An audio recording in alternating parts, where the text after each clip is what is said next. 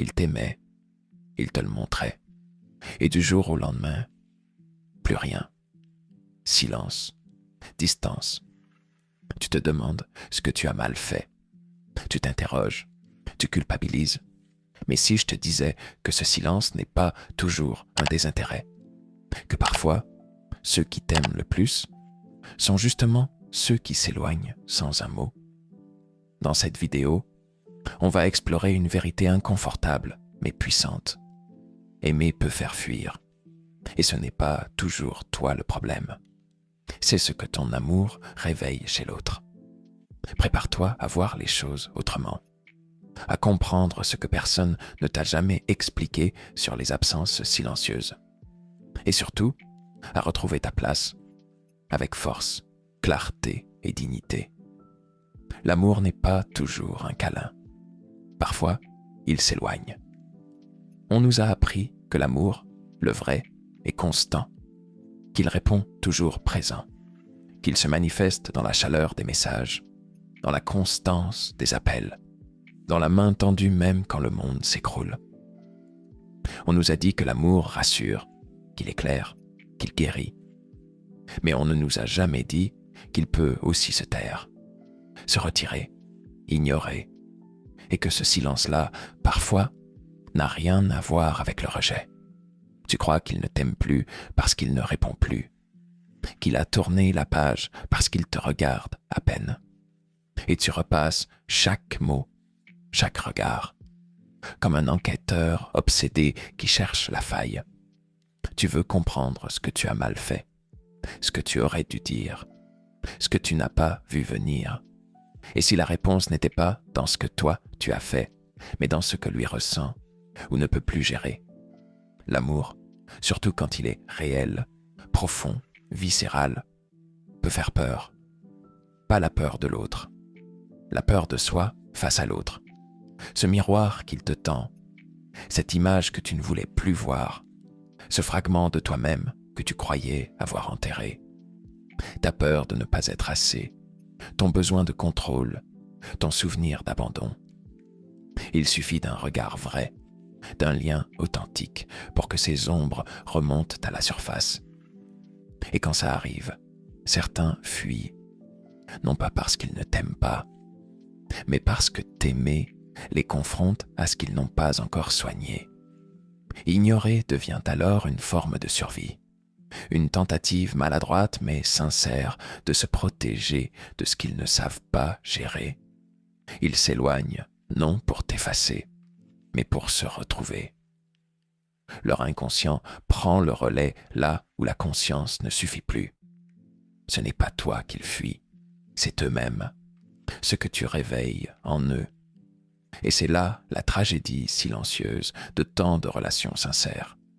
Elles éclatent non pas par manque d'amour, mais par excès d'intensité. Ce paradoxe cruel où plus on tient à l'autre, plus on recule. Parce que s'approcher signifierait tomber le masque. Alors non, l'amour ne s'exprime pas toujours avec des mots doux. Parfois, il s'exprime dans le silence. Parfois, aimer, c'est disparaître, non pas pour blesser, mais parce qu'on ne sait pas encore aimer sans se perdre. Et toi, tu restes là, à te demander pourquoi il t'ignore, alors que c'est justement parce qu'il t'aime trop que sa peur est devenue plus forte que sa présence. Quand aimer déclenche les alarmes inconscientes, tu crois savoir ce que tu veux en amour. Tu crois être prêt, ouvert, disponible, mais ce que tu veux consciemment et ce que ton inconscient tolère sont parfois deux mondes en guerre. L'un de ces mondes te dit « Je veux de la tendresse, de la vérité, du lien ». L'autre murmure en sourdine « Ne t'attache pas trop, tu pourrais souffrir ». Et devine lequel gagne quand l'amour devient réel. Carl Jung parlait de cette division intérieure, d'un esprit scindé entre la lumière de la conscience et les ombres profondes de l'inconscient. Et c'est justement dans l'amour que cette dualité s'active le plus violemment. Parce que l'amour, contrairement à ce qu'on croit, ne caresse pas toujours. Il réveille, il dérange, il met en crise tout ce que tu croyais maîtriser. Quand quelqu'un t'aime vraiment, ce n'est pas seulement ton sourire qu'il regarde. Il perçoit aussi tes failles, tes cicatrices, ton chaos intérieur. Et ça fait peur. Pas seulement à toi, mais à l'autre aussi. Imagine un instant, aimer quelqu'un, c'est comme lui tendre un miroir. Il ne verra pas seulement ce qu'il aime de lui dans tes yeux, mais aussi ce qu'il déteste. Ses blessures, ses doutes, ses faiblesses. Et là, l'alarme intérieure se déclenche. Danger émotionnel. Trop d'intimité, trop de vérité. Et s'il perdait le contrôle? Et s'il se perdait lui-même dans ce lien? Alors il recule. Il met de la distance. Il coupe le contact. Pas parce qu'il veut partir, mais parce qu'il ne sait pas rester sans se dissoudre. C'est un mécanisme de défense ancestrale.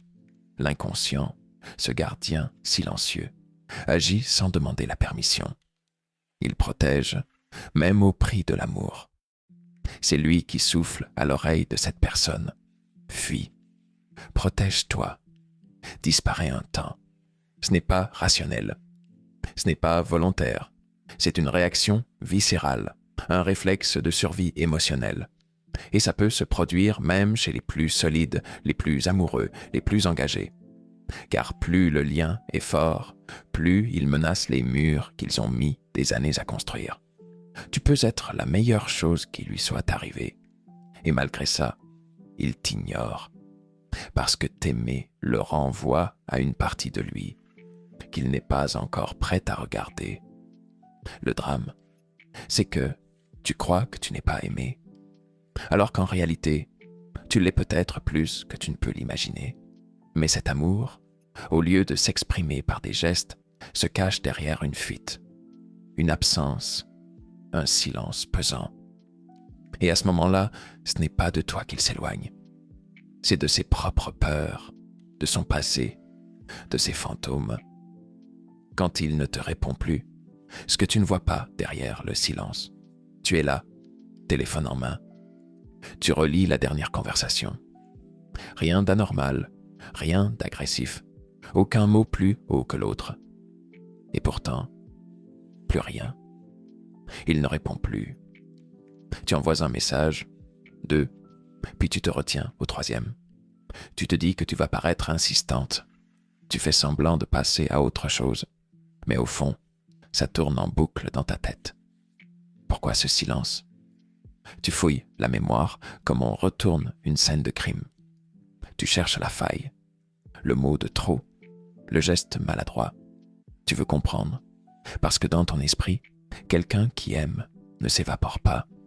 Il ne s'efface pas comme une silhouette dans la brume. Et pourtant, c'est ce qu'il a fait. Un jour, il était là, présent, attentif, connecté. Et le lendemain, c'est comme s'il avait mis une distance de 1000 kilomètres entre vous deux. Et toi, tu regardes ce vide, impuissante. Tu ne comprends pas, mais ce que tu ne vois pas, c'est ce qui se passe en lui. Là où toi, tu vois un rejet, lui vit peut-être un conflit intérieur, un orage invisible. Parce que t'aimer, pour lui, c'est comme ouvrir une porte qu'il a toujours gardée fermée. Et derrière cette porte, il y a son passé, ses peurs, ses souvenirs d'abandon, des sensations qu'il croyait enterrées et que, sans le savoir, ton regard, ta présence, ton amour ont réveillé.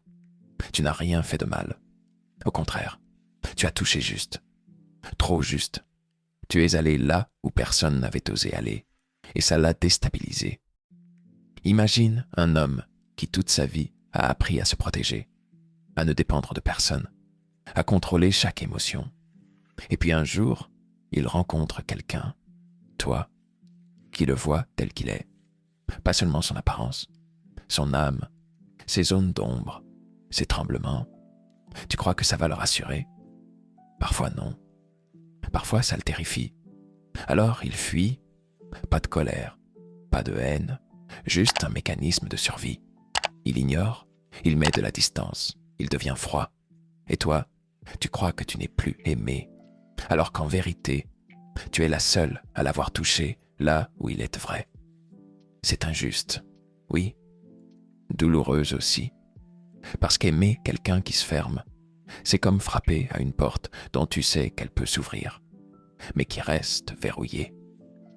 Mais ce que tu dois retenir, c'est que ce silence n'est pas toujours un désamour.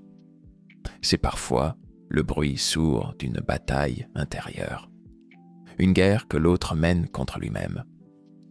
Et dans cette guerre-là, tu n'as aucun rôle à jouer.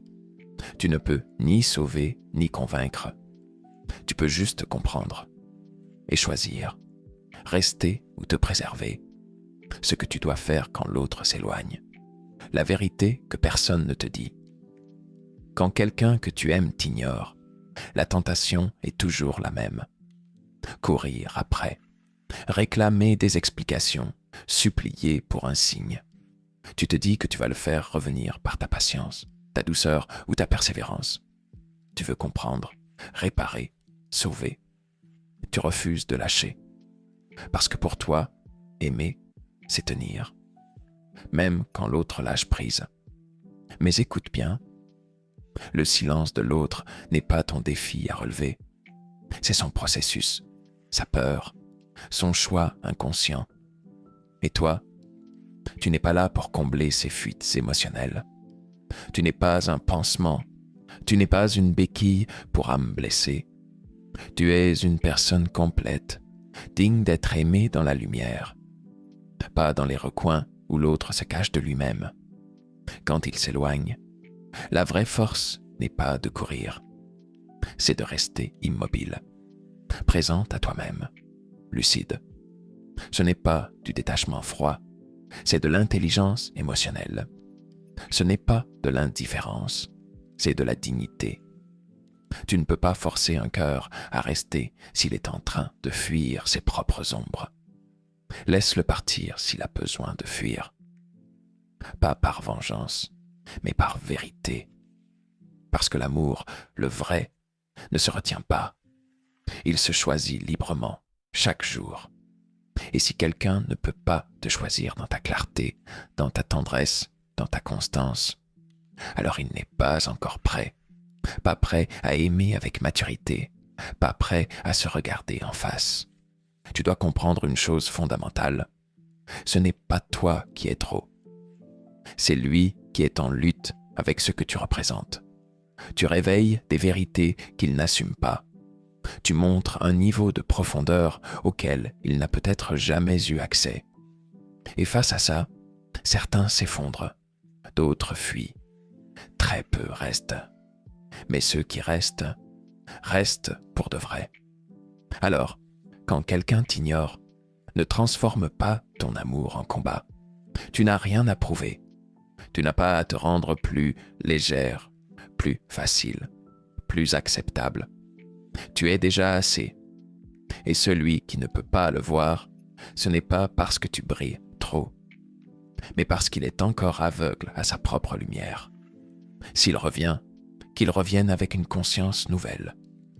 Pas avec des excuses vides, pas avec des gestes de surface, mais avec une vraie clarté, une vraie décision, un cœur ouvert. Et s'il ne revient pas, alors tu n'as rien perdu. Tu t'es simplement écarté d'un amour qui n'avait pas encore la maturité d'exister. Souviens-toi, ce n'est pas à toi de courir vers ceux qui se sauvent, c'est à eux de décider s'ils sont prêts à revenir et à rester. Et si l'amour qui s'éloigne était là pour te transformer. Il y a un silence plus fort que 1000 mots. C'est celui que laisse une personne qui t'aimait hier et qui, aujourd'hui, ne répond plus. Ce silence-là, tu peux le haïr, le pleurer, le subir, ou tu peux l'écouter. Parce que parfois, ce silence n'est pas un vide, c'est une leçon. Il t'apprend que l'amour n'est pas toujours là pour durer. Il est parfois là pour révéler. Révéler qui tu es quand l'autre n'est plus là. Révéler ce que tu attends de l'amour. Révéler ce que tu refuses encore de guérir en toi. Tu sais, il y a des gens qui ne viennent pas pour rester. Ils viennent comme des éclairs, intenses, brillants, inoubliables. Et quand ils repartent, ils laissent un écho, une secousse, un vertige. Tu crois avoir tout perdu, mais en vérité, tu viens peut-être de tout gagner, parce que cet amour-là, même s'il n'a pas duré, t'a transformé. Il a touché quelque chose en toi que tu avais laissé dormir. Il a mis le doigt sur une peur, une blessure, un manque. Et c'est là que tu grandis. Pas quand tout est facile, mais quand tout est remis en question. Tu vois, aimer, ce n'est pas juste construire à deux. C'est aussi se rencontrer soi-même à travers l'autre. Et parfois, la personne que tu aimes fuit justement parce que ton amour a touché un endroit qu'il ne voulait pas voir. Ce n'est pas un échec, c'est une vérité. Carl Jung disait « Ce que nous ne voulons pas voir en nous, nous le projetons sur les autres. Et si l'autre fuit, ce n'est pas toujours toi qu'il rejette, mais ce que ton regard reflète, ce qu'il n'est pas encore prêt à affronter. Alors, ne te définis pas par ceux qui partent. Ne juge pas ta valeur par la durée d'un lien. L'amour n'est pas une possession, ni une performance. C'est une rencontre, parfois brève, parfois bouleversante, mais jamais inutile. Tu n'as pas échoué parce que quelqu'un t'a ignoré. Tu as réussi à aimer, et ça, c'est déjà énorme. Tu as eu le courage d'ouvrir ton cœur dans un monde qui valorise la fuite. Tu as aimé sincèrement, pleinement. Et même si l'autre n'a pas su te rejoindre dans cette intensité, tu as vu de quoi tu étais capable. Et maintenant tu avances. Tu n'attends plus de fermeture de la part de quelqu'un, d'ouvert en morceaux. Tu ne mendies plus l'attention de ceux qui se fuient d'eux-mêmes. Tu ne transformes plus ton amour en supplication. Tu laisses partir ce qui doit partir. Et tu laisses revenir ce qui est prêt à rester. Parce que l'amour, le vrai, ne t'ignore pas. Il ne se cache pas. Il te regarde dans les yeux, même quand c'est difficile. Et surtout, il ne fuit pas ce qu'il a réveillé en toi. S'il est réel, il reviendra. Mais toi, en attendant, n'oublie jamais. Tu mérites un amour qui reste. Tu ne peux pas forcer quelqu'un à rester. Tu ne peux pas guérir les blessures qu'il refuse de regarder. Mais tu peux choisir de ne plus te sacrifier pour ceux qui se fuient eux-mêmes. Souviens-toi, quand quelqu'un t'ignore, ce n'est pas toujours un désamour. C'est parfois une incapacité à aimer dans la maturité. Et ce n'est pas ton rôle de porter ce poids. Aime avec courage. Laisse partir avec foi. Et n'oublie jamais ce qui est réel, ce qui est prêt, ce qui est aligné. Ne te fera pas douter de ta valeur.